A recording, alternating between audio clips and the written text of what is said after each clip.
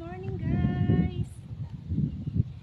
Yan, nandito po ako ngayon sa The Peak of Limobresa sa may Santo Tomas, Batangas.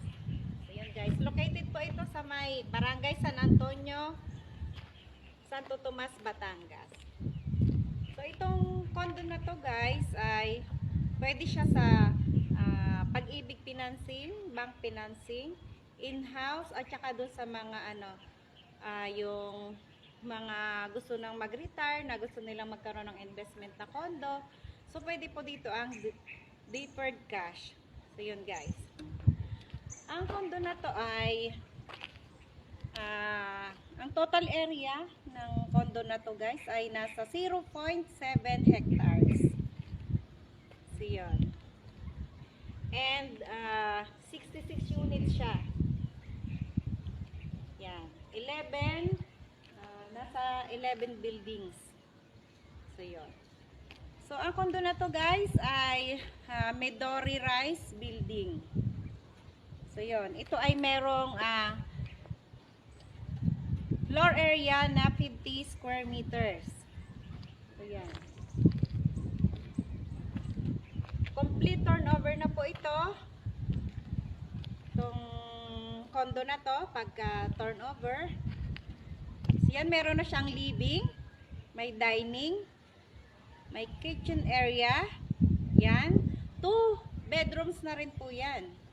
Toilet and bath at meron din siyang pasyo. So yan, kung makikita nyo siya guys, yan. Hanggang 3rd floor pati lang siya yung condo natin. So yun.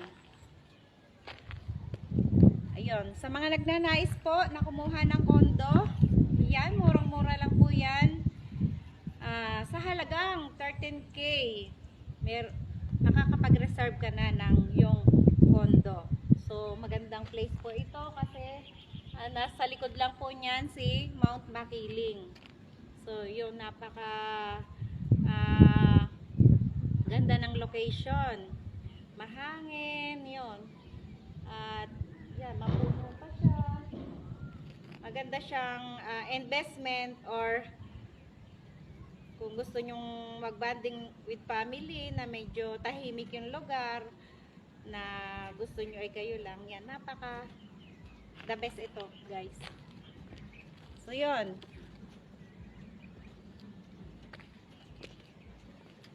Ayan guys, ito po yung area ng condo, Midori Condo.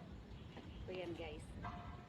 Yan, sa mga nagnanais na magkaroon ng sarili nilang condo, investment man or bakasyonan, yan, andito lang po ang inyong investment partner, Mary Jane Abrihan, or i-message nyo lang po ako or call sa aking Viber number 0998-2349-163. Once again guys, thank you. I-flex ko sa inyo yung location nitong condo.